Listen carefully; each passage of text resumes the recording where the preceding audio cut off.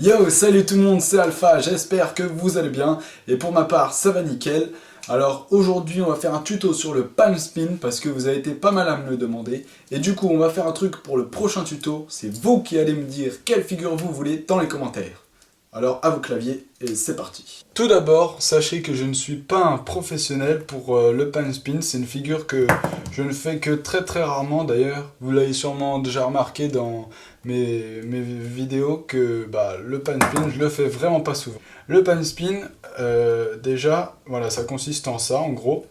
C'est l'action de faire tourner le crayon dans la paume de la main.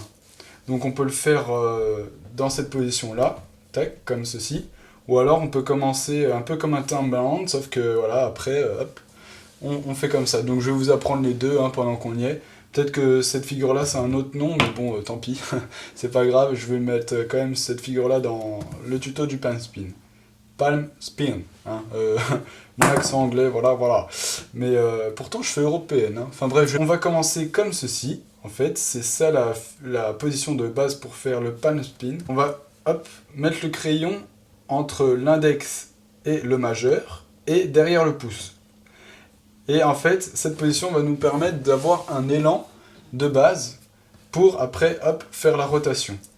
Donc, on va mettre vraiment les extrémités derrière les doigts. Hein. Là, vous voyez que c'est un peu derrière, hein, et là aussi derrière.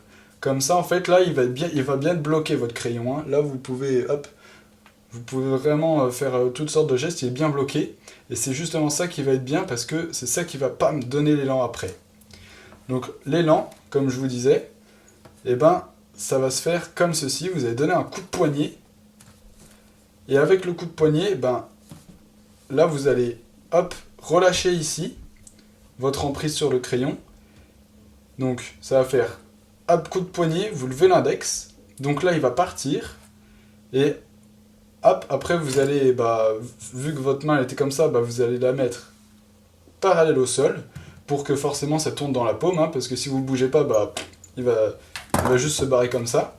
Donc là, faut bien faire le coup et hop, en même temps tourner la main. Donc ça fait tac comme ça, un peu.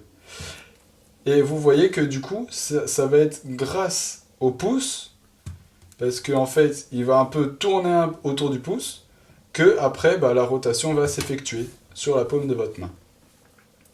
Après, vous pouvez faire plus ou moins fort pour faire plus ou moins de tours, mais après, voilà, hop, si on le fait trop fort, vous voyez que ça part un peu dans tous les sens. Voilà. Alors moi, je préfère le faire un peu moins fort et puis réussir. Hein. Voilà, c'est pas plus mal, je trouve. Ok, super, mes toupies. On va récapituler.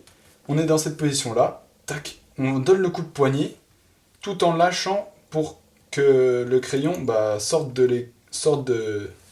entre ses deux doigts. Donc on fait un petit écart, enfin on écarte les doigts quoi. Tac, il sort. Après hop, on tourne la main. Et du coup là il fait des tours. Ce qui donne ça. Après, si vous le lancez plus fort, voilà, ça fait plus de tours. Enfin bon. Oh là là, il s'est barré.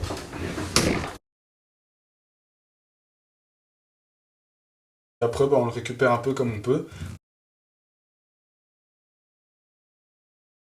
Maintenant, pour faire celui avec le début un peu comme un Timberland, là, ça va être à peu près le même principe.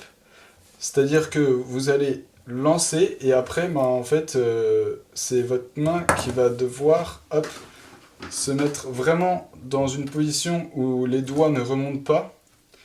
Ça, c'est un truc que j'ai oublié de vous dire d'ailleurs. Hein.